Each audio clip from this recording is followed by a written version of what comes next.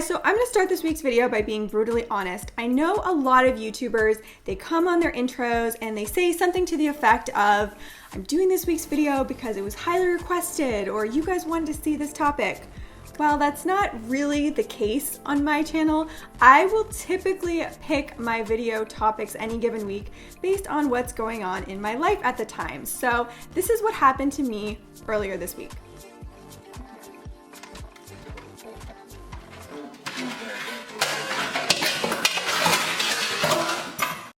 So at that moment, I knew that it was time I did a kitchen organization video. So yes, some might call that selfish, but others might call it highly practical.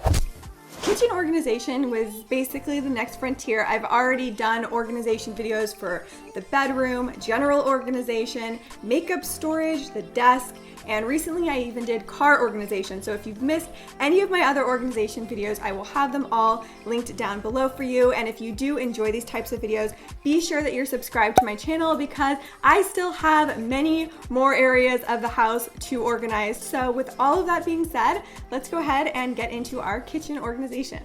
So the first problem area we're going to tackle is the spice cabinet. I don't know about you, but mine is full to the brim and it's super annoying to find the spices that I need. So a really easy solution is we're going to put them into magnetic containers and stick them onto the fridge. So I was able to find these tin containers that are clear on the top and already magnetized on the bottom at my local craft store for $1.25 each. But if you're not able to find these specific containers, you can also use baby food containers or any small glass containers. And all you need to do is just glue a magnet on to the back of the lid. So from there, all you need to do is fill your containers with your spices and label them either using a label maker or do what I did, which is just print the names out and cut them into little squares and tape it directly onto the bottle like so. And once you're done with that, you can just stick them onto your refrigerator in whatever pattern you like. But if your fridge is not the most convenient place in your kitchen to have your spices, then you can also stick them onto any metal tray or baking pan and put it wherever is the most convenient in your kitchen. This is really simple and easy to make, and I like that it also visually looks really cool and it doesn't take up any counter space or cabinet space.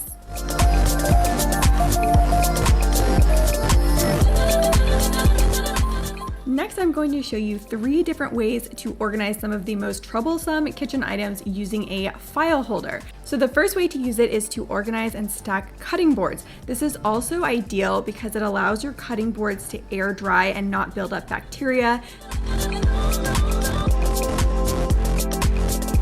So next I'm going to use a slightly wider file holder to organize my pots and pan lids. These are always a huge pain for me to store, so this is just super convenient to have them stored nice and organized like this, and it's really easy to grab whatever you need.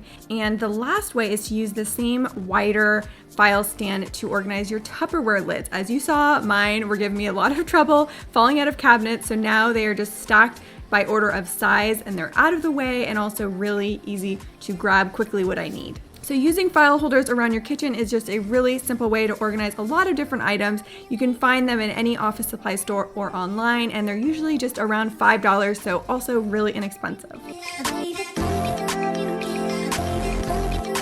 Next is something I am calling my food organization board. I wanted to make this because I had the problem that I would keep forgetting about the items in my fridge and they were going bad and going to waste. So to make this, you want to pick up a frame and you want to find something that's lightweight, like a poster board frame. I was able to find this one for only $10.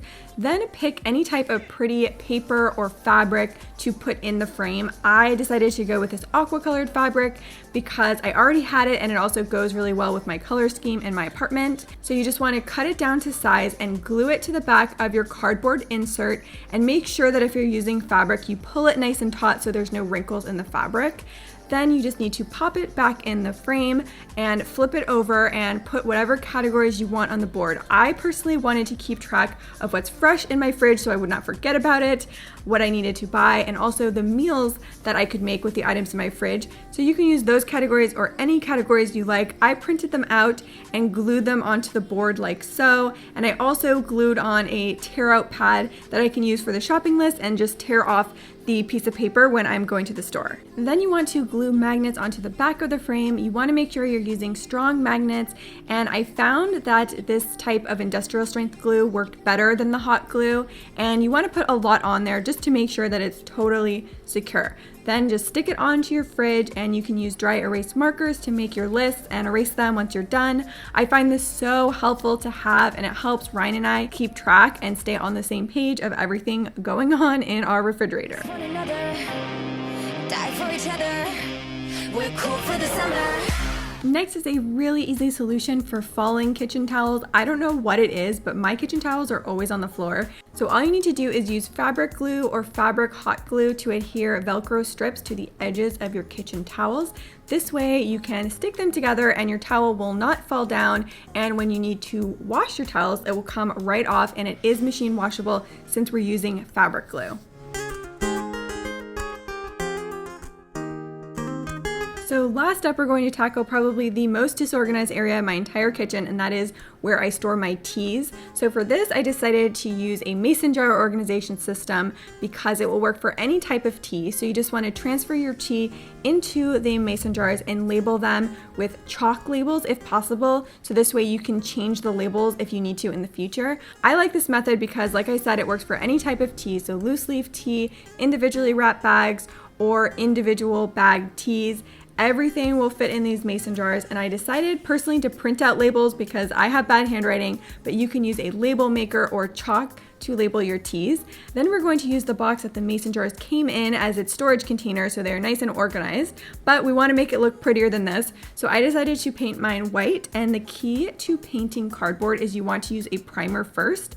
Then I also found these letters that spelled out tea, and I painted them in aqua and glued them to the front of the box so it looks nice and pretty. Then once it's all dry, you can put your teas back into the box. I personally arranged mine by level of caffeine, and that's it. This whole DIY only cost $12. Mason jars are really inexpensive, and this is just another way you can use them around the house. I think this looks really nice on my countertop, and it makes it so easy for me to visually see all of the teas that I have and quickly grab what I need. Alright, so those are just a few quick and easy ways to organize your kitchen area. If you guys like this, give it a thumbs up, and please hit that subscribe button if you're new, and I will see you guys next week with a new video. Bye!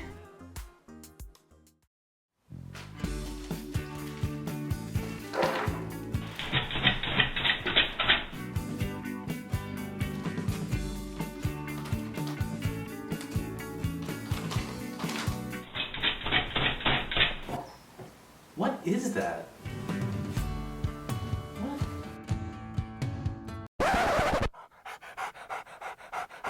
Honey, I think you organized the dog.